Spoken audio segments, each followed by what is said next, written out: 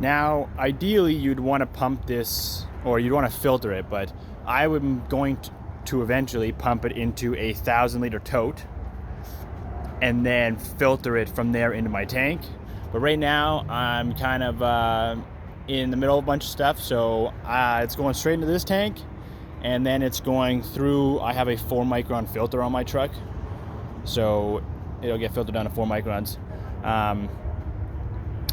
Yeah, this oil has all been settled. It's in a nice warm shop. I know it pretty well, so I'm not as worried about it if you're just going to some random place. But I'll show you what I have going on with the truck here. So in order to run waste oil, it is a little thicker than diesel, obviously. So I took a auto tranny cooler off of a first gen Cummins and I plumbed it in as a fuel heater. So this is fuel in, this is fuel out, and then they're strapped up all the way, so it kind of, the coolant lines will kind of heat my fuel lines. So from there it goes into a 6-way valve. This side is clean diesel coming from my tank. This side is waste oil coming from my waste oil tank. That's to the engine and back. So they all have their own feeds and returns.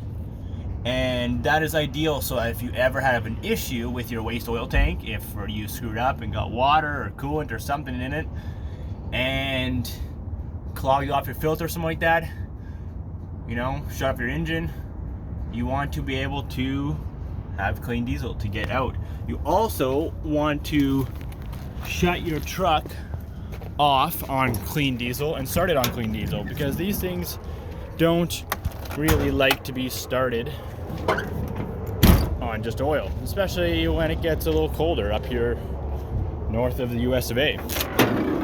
All right. The other thing that is ideal with a 12 valve, this is a first gen VE pump.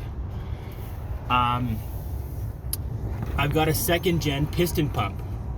I modified it to low pressure, high volume, and it will put out, I get 12 PSI basically all the time, my fuel pressure, and it really helps for pulling waste oil. Those are key components you want to think about when running waste oil. But it's all pretty simple, it's all pretty cheap. The fuel heater, I ran without that fuel heater for a long time, that heat exchanger. So yeah, free fuel basically.